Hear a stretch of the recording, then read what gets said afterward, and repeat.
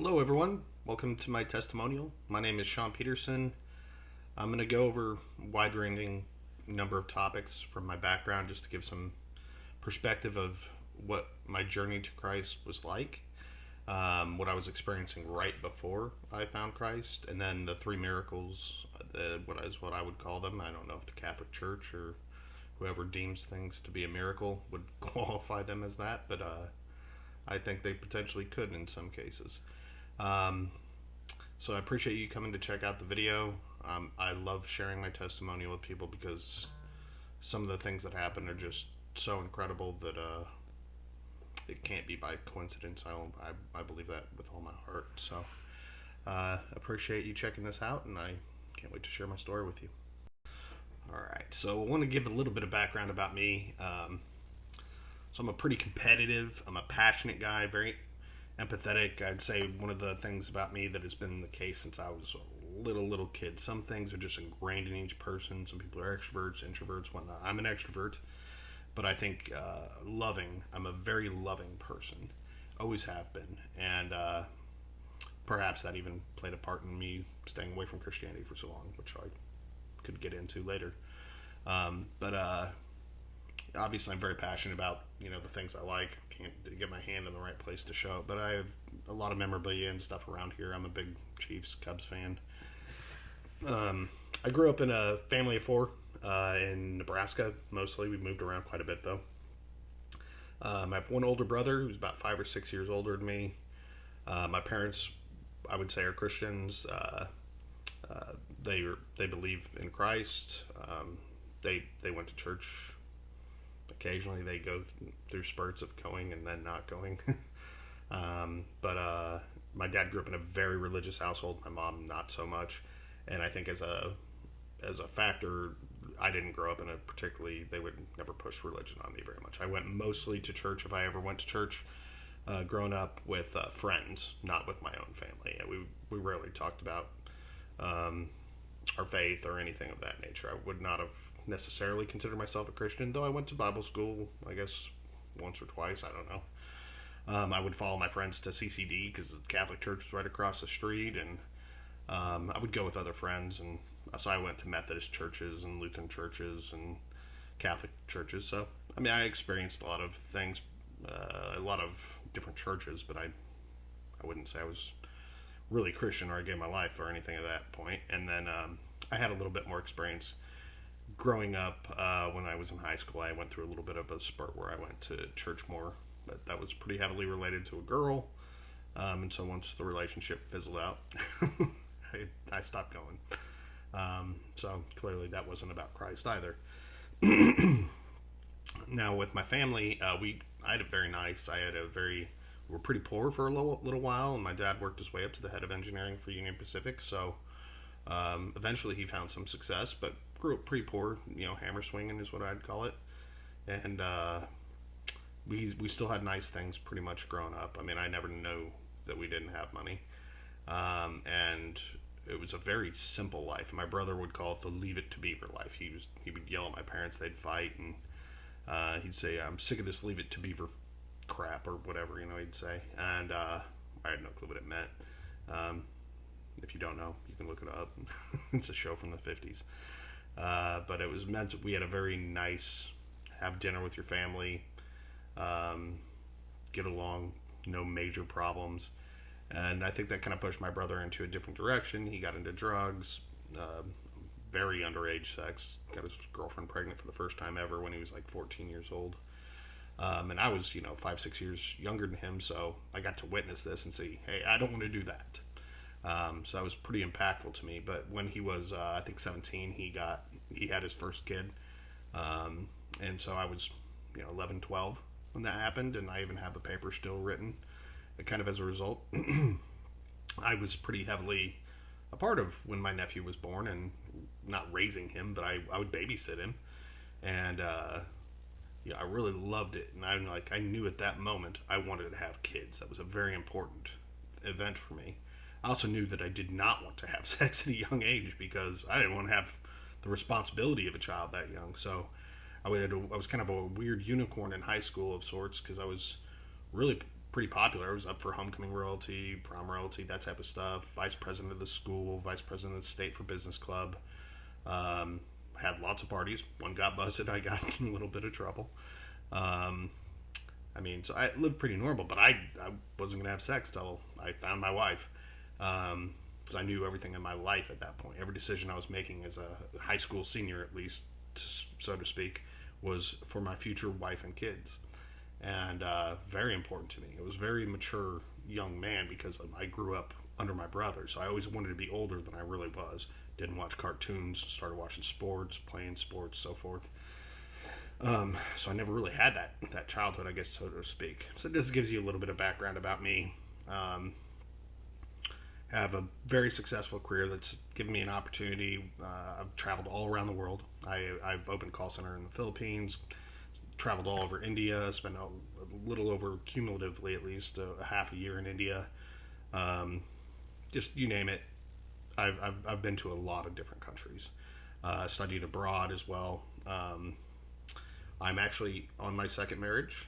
Um, and so a little background with that that I feel like is relevant to the miracles that I encountered is that I got married. I had a lot of what I felt like were bad things happen in my life.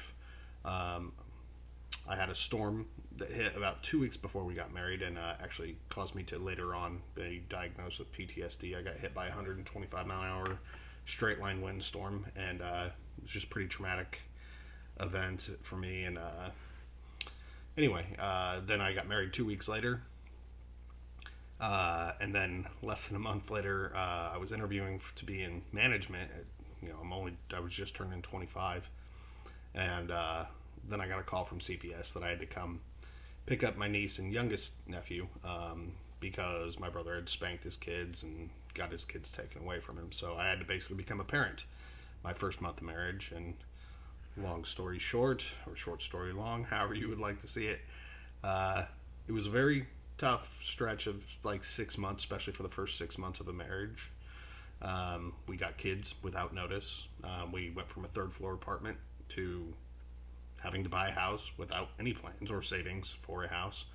Um, it was a lot for a marriage to take in, and overall, I was finding a lot of success at work and did a very good job with the kids. My niece was head to toe eczema. By the time she got back to her house, most of the eczema had been cleared up. We got her on certain treatments and found out she's allergic to a lot of foods and whatnot. And my nephew, who wet the bed every night, got that worked on a little bit, but also we got him back up to a proper reading level, which I was very proud of. But it definitely took a toll on our marriage. Our marriage kind of turned more into a partnership, if you will. I cared deeply for her, but in the end, it lasted about 5 years, and I called it quits. Not her. She didn't have much of a say in it. I made a call that we would be getting divorced. I had already moved. We had moved down to Texas and basically had become roommates, and I just didn't feel satisfied, and we didn't want to have kids together. Basically, given as a result of um, what we had experienced with raising my niece and nephew, it was just a lot to take on, and I knew I wanted to have kids. I would say, and obviously it was something I had written about and talked about my whole life since my oldest nephew had been born. So I went through the divorce. Still had this good career, but definitely wasn't fulfilled. Um, and it kind of led me down a spiral, which kind of gets us to I'll talk about, and it will get us towards what you were actually watching this video for. But I feel like the background is important to understand where I was and why it was such a big deal. All right, so following my divorce, it was a new time period in my life. I guess I'd say I'm by myself. First time ever really living by myself. I moved from my parents' house to living with my girlfriend, who became my wife. And then after the divorce, I was living in a state by myself with nobody, no family in the state. And she moved back to Nebraska, and basically I just had my dog, which he was awesome. Rest in peace, Petey. But I got really big into spending basically every dollar I had, and I even paid off my ex-wife's car a couple years after the divorce just to, I guess, get her off my back about me buying a nicer car. And I wouldn't say completely I'm a pushover, but I can tend to be a bit of a people pleaser. So um, yeah, I struggled for a while with my finances, and whatever I could do to numb the pain. I mean, I definitely self medicated.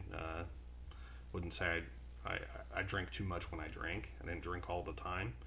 I was very proficient with work, and I loved my work, but it only fulfilled me so much. Obviously, I was looking for relationships. I would tell you right now, I fully believe that the devil came to earth and created online dating, because I think if you're female or if you're male, it is the most horrible experience you can go through, especially if you're actually looking for a meaningful relationship, which I was after my divorce. And I will say, after a while, I was in my 30s, my biological clock was ticking, and I was not having very much success with online dating. In fact, I started online dating immediately after getting divorced. Had a brief relationship at the beginning, right after I was divorced. But after that, I tried online dating, and it just was not successful. I was not finding compatible people and similar values, which was not Christianity by any stretch. Even during that stretch, I remember having a dinner at my parents' house. They moved down to be closer with me because I was in such bad depression. Uh, they actually moved to be closer to me, and I was having dinner with them, and I always called myself an agnostic, but I look back at that conversation now, and I probably came across as atheist, if nothing else. I was explaining to my mom over dinner why I do not believe in God, and why there's no way a God would actually create these scenarios in life and make us worship Him in church, and very negative worldview. And I mean, I shared these things uh, in confidence with close friends and stuff too. I mean, I was very outspoken about two things you could get my personal opinion on pretty strongly: God and higher education, because I'm not in favor of either of those two at that time. Um, so I remember my mom breaking down in tears, and she couldn't. She was kind of like in shock that she couldn't believe she raised a child, especially one that is so loving and generally kind to people, of volunteer time, volunteer pets, and or for animal shelters and stuff like that, and not generally what people would consider a bad person in any way. In fact, I felt that's why I didn't need God or Jesus, because I am a good person. I do good things. I always try and make the right decision in each of the situations I'm in. I care about what the other person's feeling. I care about other people's feelings so much, and I think she was just, it hurt, and I didn't understand why, and I just thought she was being silly, like she could be on some other thing she's overly scared of. And I now look back at that and realize, yeah, it's a little bit more of an atheistic view. I always said I was agnostic because I wanted to, I think you'll find a lot of you, maybe people watching this video, that you put a little bit of a hedge out there just in case there's God. Yeah, I believe in something. Maybe you're it, but I'm not going to say something specifically that I'm all for. I think agnostic is actually almost more of a cowardly way to be, and that's what I would consider myself before I found Christ. Atheists, at least, they have a strong, at least what they believe is an informed viewpoint. Agnostics just kind of like a lazy way of not being an atheist, in my opinion. But as time went on, I actually found a girlfriend, one that I really loved, and I really thought we were gonna get married, and I moved in with her. We actually kind of planned wedding stuff, and she started getting chances at promotions with her work, and definitely was very proud and happy for her. But we kind of delayed uh, getting married. We bought a house together, but we delayed trying to have kids. We were both, mid 30s, about mid 30s, not quite there yet, but that's usually where the biological clock's really starting to tick, particularly for females. She wasn't divorced, but she was widowed, and so she was pretty scared of that type of thing, obviously. And so we kept putting it off, and then I had some health issues come up, and that was it was hard because she wouldn't go to church, or she wouldn't go to the doctor with me, and she was just scared. She didn't want to go through that again. I mean, her last husband had a heart attack and died right in front of her, and it affected her greatly. And so I had to go through testing and treatments and everything by myself. And here's where the rubber hits the road, where I really, I hadn't tried to rely on God for anything really in my life, and was not intending to in any way, shape, or form at this point. But they thought I had a brain tumor for one, and on top of which, my testosterone had dropped to such a low level that it was actually doing damage to my internal organs, or at least that's what they told me. If it is not a true thing and somebody's a doctor out there, I apologize, but that's what they told me. It was very bad, and it was basically making it to a point where I would never be able to have children.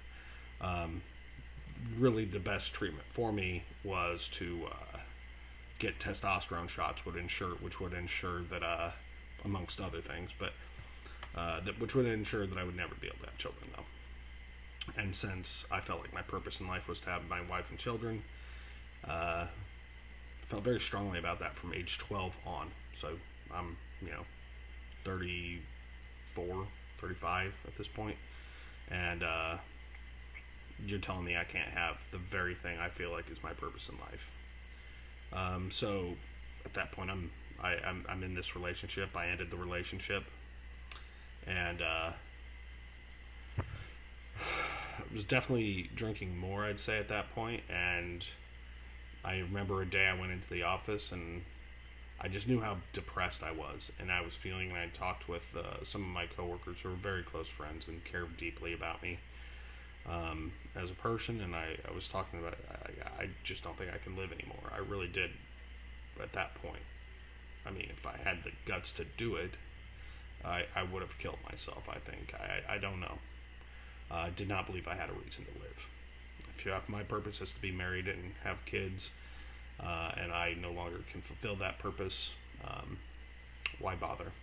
That's how I felt. I mean, I didn't believe in God, so I didn't believe in heaven and hell, really. I would hope there was a heaven, and I'd maybe see my friends that had, died at a younger age, but didn't really believe in it, didn't care, because when you're that depressed, you can't get out of bed, you can't do anything.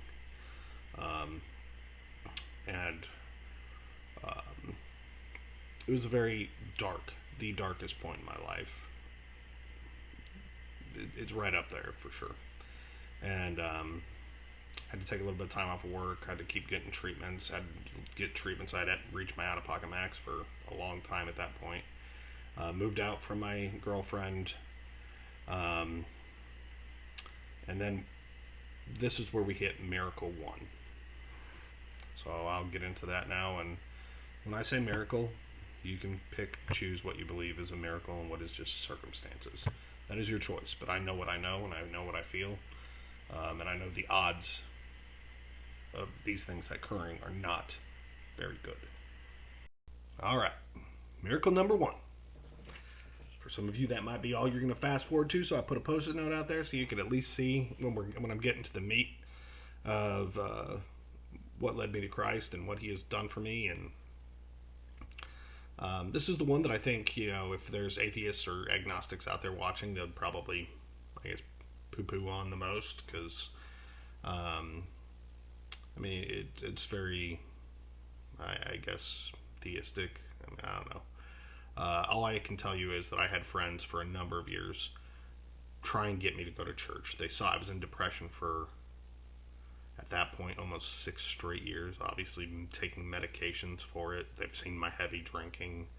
They know I'm such a kind, loving human being, and they cared about me deeply. But they thought, like, you need to go to church. You need to be saved. And I'm like, no. And if there's a God, He doesn't want me going to church to worship Him. I feel very confident in that, and they'd heard that speech enough over the years. So I'm at this point where I just moved out from my ex-girlfriend's fiance, whatever you would even think of her as. We had bought a house together, and I moved into an apartment, and we'd broken up. And my work sister, very close friend of mine, we'd worked together for probably 8 years or so at that point. But a very close confidant of mine who knew very well my feelings, and I had rejected to go to church upwards of 5, 6, 7 times. I don't even know how many times. Honestly, I didn't count because I didn't care. I wasn't going to go to church. And she knew that. And she was praying one night, and she felt God pulling at her and even tell her. Her words, I haven't experienced it myself, but her words were God was telling her to invite me to go to the Christmas candlelight service at our church. And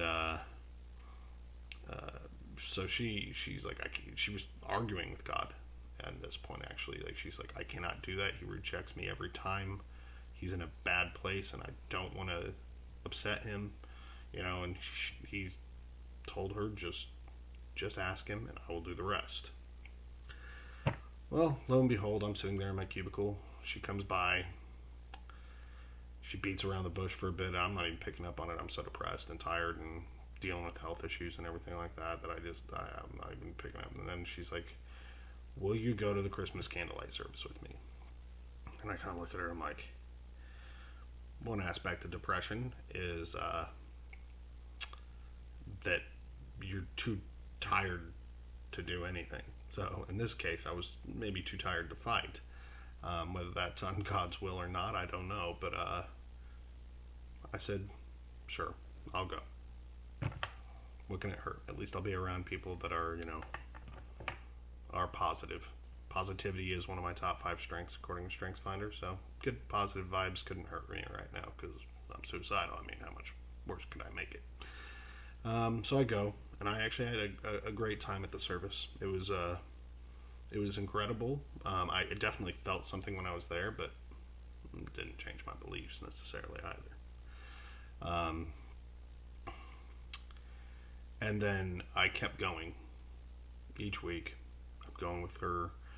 I'm really enjoying the services. I mean, I'm getting some good information. I'm feeling a lot better. In fact, some of my symptoms and issues I was going through were really starting to actually get better. Some of that could be the treatment. I'm not saying for certain God had any factor in that. There's not tests over every single day to know how much better I got over time period. But ultimately, things were pretty good. I was still, obviously, I was alone now at this point and had been for a few months, which is never fun in that kind of a state. But church was giving me a little bit more something to at least get up for on a Sunday. And so I've been still doing the online dating, and never fun. And I was still like it was feeling better, but I was feeling just like I was gonna die alone, and that's just what the plan was for me. And I was still really depressed. Felt like church was helping, but hadn't quite made that connection yet.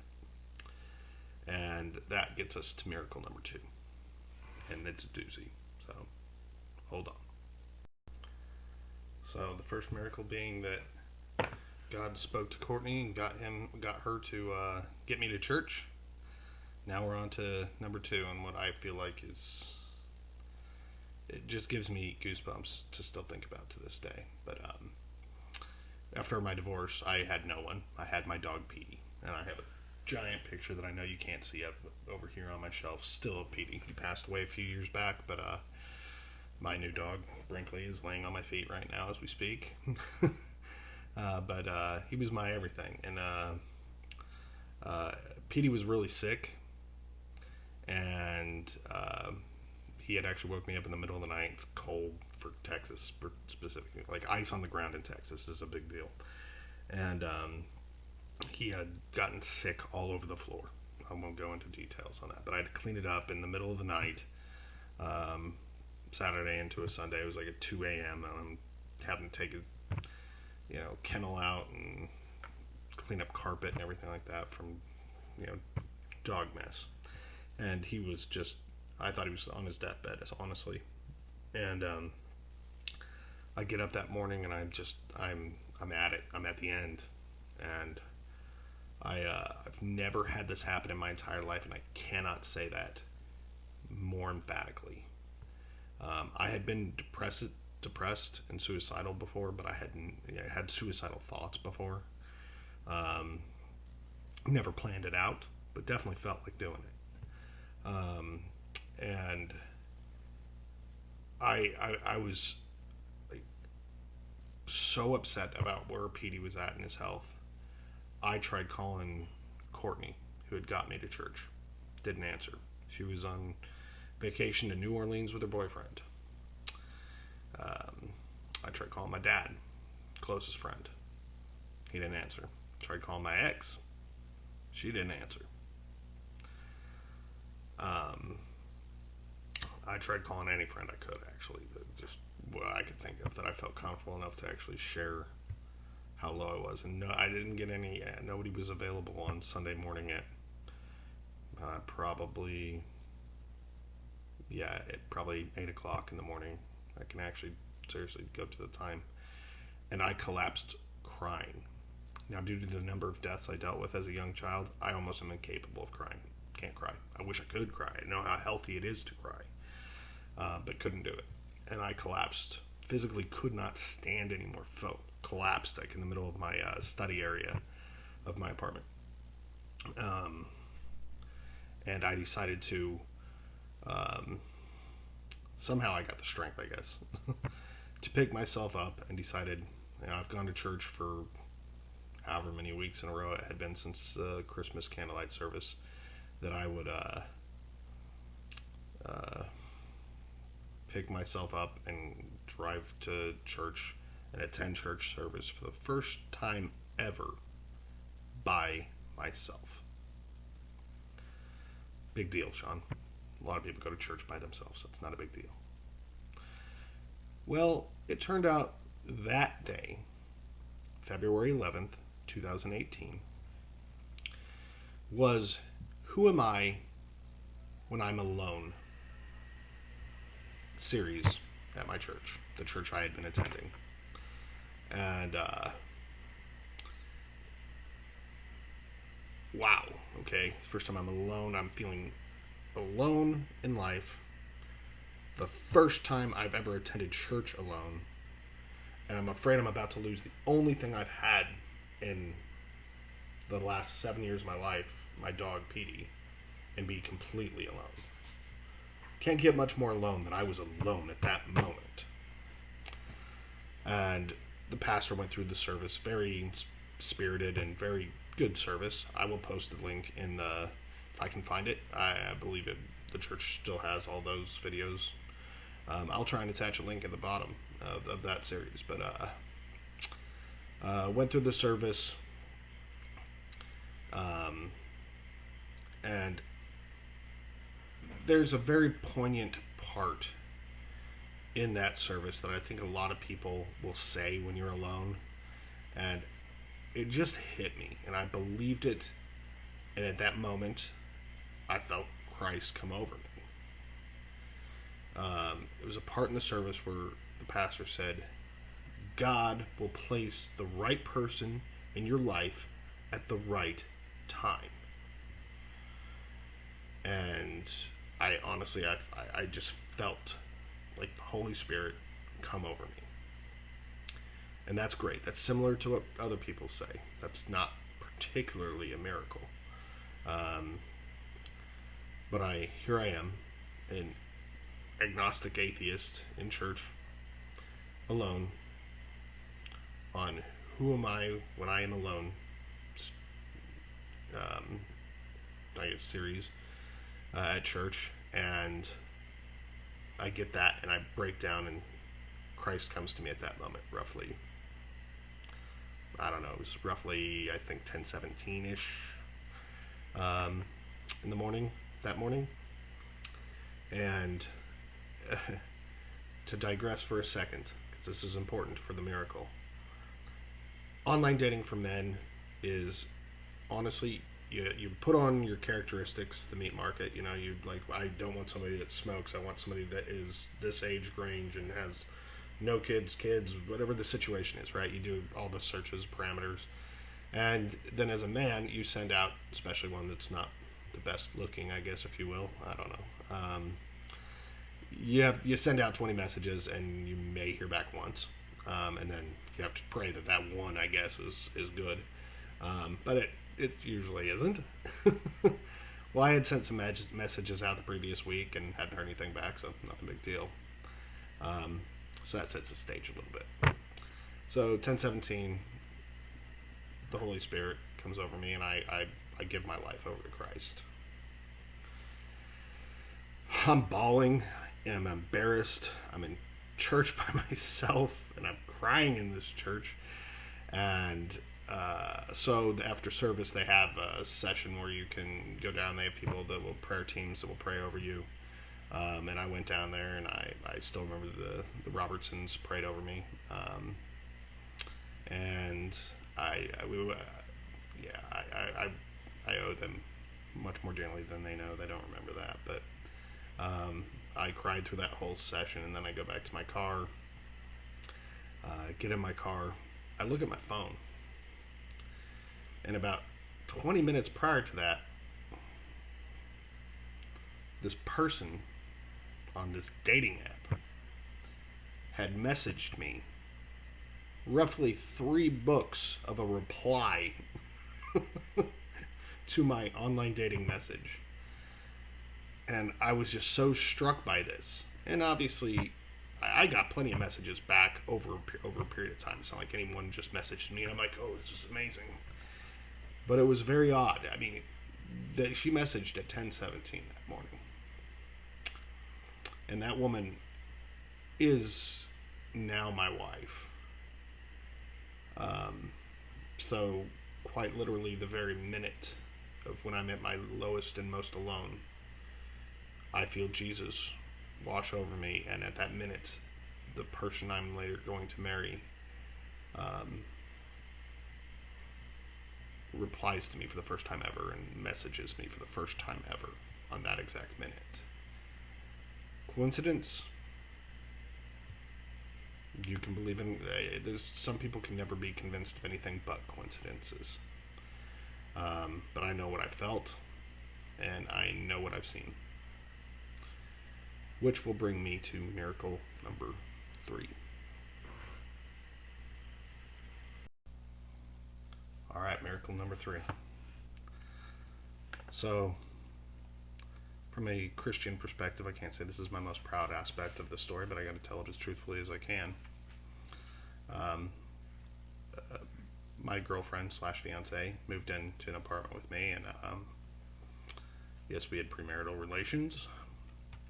So there, I've gotten out the part that is not very Christian in me, or of this story.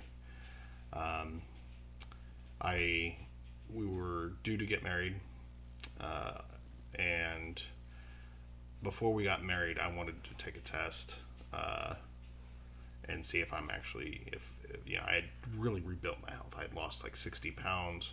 I was really getting in good shape. I was having a lot more energy. I started getting B12 shots to help with exhaustion and some things I was dealing with. Did not do the testosterone shots because I refused to go down the path where I could never have kids. And it was what it was. I tried, I guess, spiritual healing, if you will. And so I decided to take a test to see if I, would be able to father children at the very minimum, like sperm count and everything was up to snuff.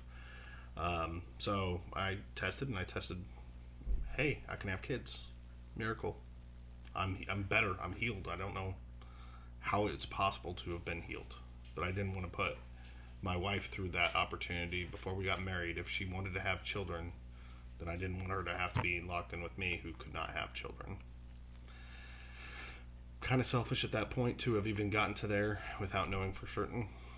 Um, but so I took that test on roughly September 10th ish, and we were about to go out with another couple that we're good friends with, and uh, we had just gotten married on October 3rd, and it was that weekend, and they were wanting to go out to for Oktoberfest, and I'm like, all right, you're gonna have to drink tonight because I'm still not.